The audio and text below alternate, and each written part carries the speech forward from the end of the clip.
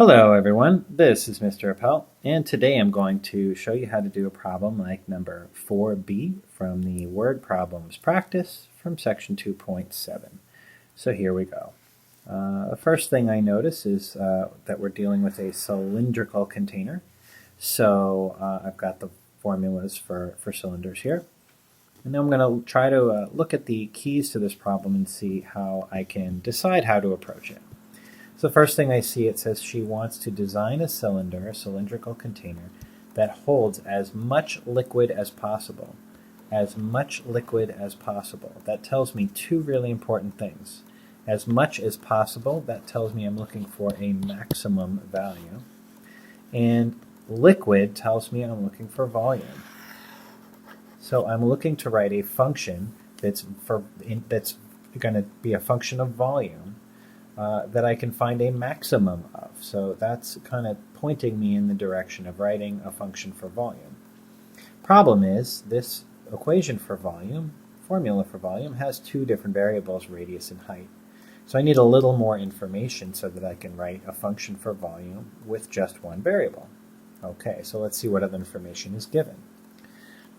It says she wants to use all of the 400 square centimeters of material that she has available. Well, square unit sounds like area, and in this case that's surface area. That's the material that goes around the outside of the cylinder and on top and bottom. So surface area needs to be 400.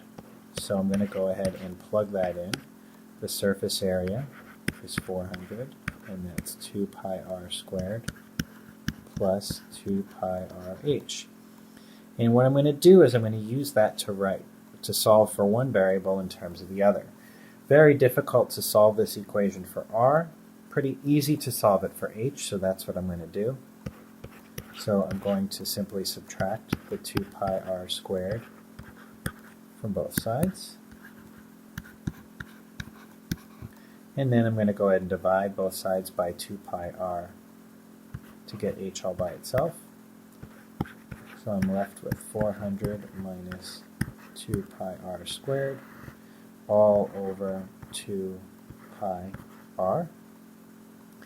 And now what I'm going to do is I'm going to go ahead and take that and plug that into for h in our volume equation, because I want to have a formula, again, for volume in terms of just one variable. So my volume now becomes pi r squared times h, which is that big mess, 400 minus 2 pi r squared all over 2 pi r.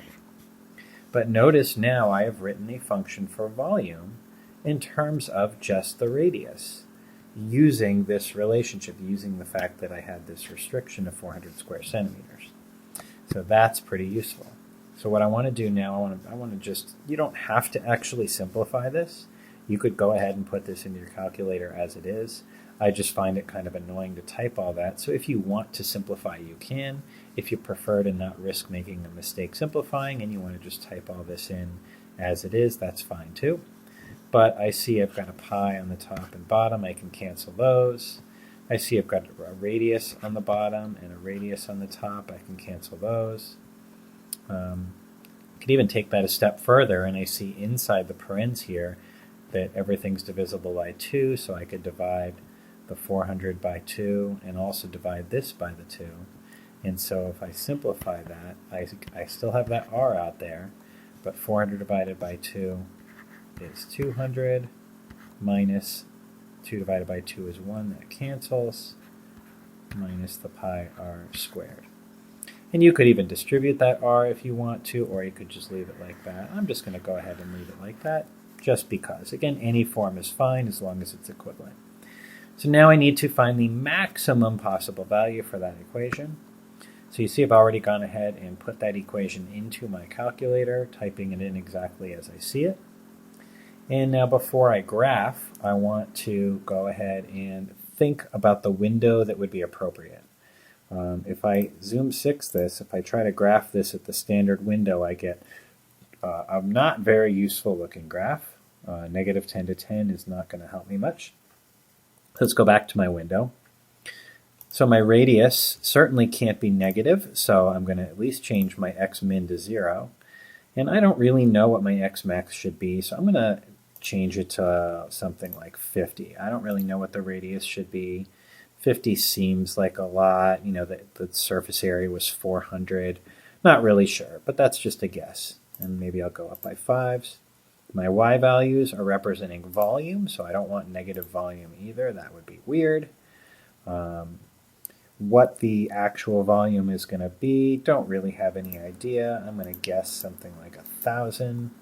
Again, don't really know, but we'll see what happens. And so let's go ahead and graph that and see if it's a little more useful. Oh, that actually worked out pretty well. Got lucky, but so you might want to change your window a little so you get a better picture of that. It's probably good enough, but I'm going to change it. So I see my x-axis, I was going by 5, so maybe I'm going to go out to 10. So I'm going to just adjust that window a little bit. So I see I only need to go out to 10, maybe by 1s. And maybe I'll knock that y max down to, say, 500 by 50s. And I'll go ahead and graph that. Now I get a nice, oops, did I lower it too much? I did. So 500, I wasn't paying close enough attention. So 500 was too low. So maybe let's raise that up to 700 and try that. And now I got a nice picture of what's going on in the part of the graph that I'm interested in. This is a cubic function, right? Because if I distributed that, I'd get an r cubed. So there's other stuff going on, but most of the other stuff is irrelevant for radii that would actually make any sense. So let's go ahead and calculate the maximum value here. So second calc, I want to find a local maximum. So 4. I need to put in the left bound. So I'm going to move the cursor to the left of my peak, and then move the cursor to the right of the peak, and then move into where I'm guessing it might be.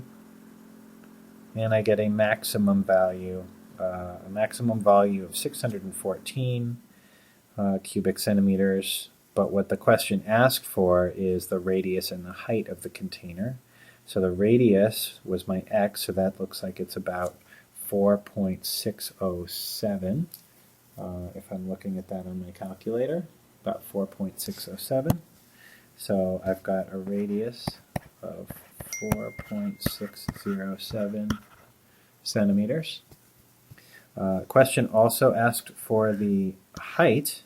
So in order to calculate the height, I'm going to need to take that radius and plug it in for the radius over there to calculate the height. And if I do that, if I type that, if I put that radius in both places where it appears, you should get a height of 9.212